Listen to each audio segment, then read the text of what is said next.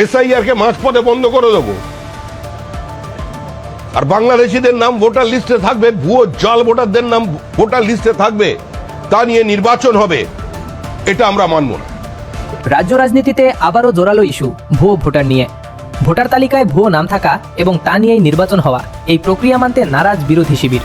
তাদের দাবি, ভুয়ো ভোটারদের নাম রেখে নির্বাচন হলে তা গণতন্ত্রের পরিপন্থী। সাধারণ মানুষও এমন প্রহসন মেনে নেবে না বলেই মত প্রকাশ করেছেন তারা।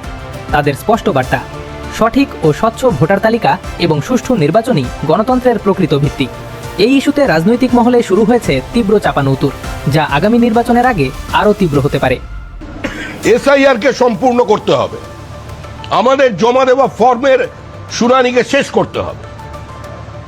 আমরা যে ফর্ম 6 জমা দিয়েছি নির্দিষ্ট সময়ের মধ্যে, সেই ফর্ম 6 এর উপরে বিবেচনা করে, তার উপরে বিচার করে সেই ফর্ম 6 কে আপনাকে নামগুলোকে আপনাকে ভোটার লিস্টে নিতে হবে।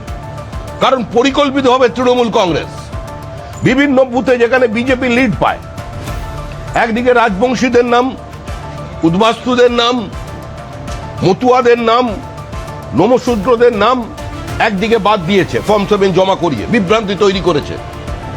আবার অন্যদিকে সমাজে প্রতিষ্ঠিত গণ্যমান্য ব্যক্তি, যাদের পরিবার সর্বজন প্রত্যেকের কাছে পরিচিত, এমনকি পদ্মভূষণ পাওয়া আমাদের সাংবাদিক যিনি এবার প্রার্থী হয়েছেন স্বপন দাশগুপ্ত, সেই ডক্টর স্বপন দাশগুপ্তকে পর্যন্ত লাইনে দাঁড় করিয়ে দিয়েছে। 80 ঊর্ধ্ব বয়সের মানুষকে লাইনে টেনে নিয়ে যাওয়া হয়েছে। আজকে যে নামগুলো বাদ পড়ছে, সংখ্যালঘু এলাকায় তারা গিয়ে সংখ্যালঘুদের খেপাচ্ছেন।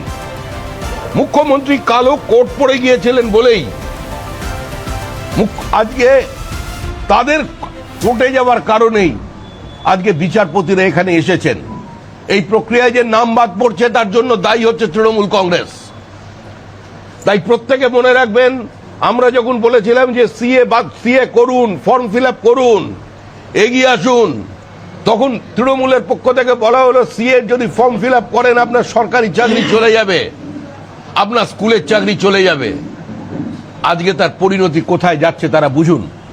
তৃণমূল কংগ্রেসের রাজনীতি দ্বিচারিতার রাজনীতি।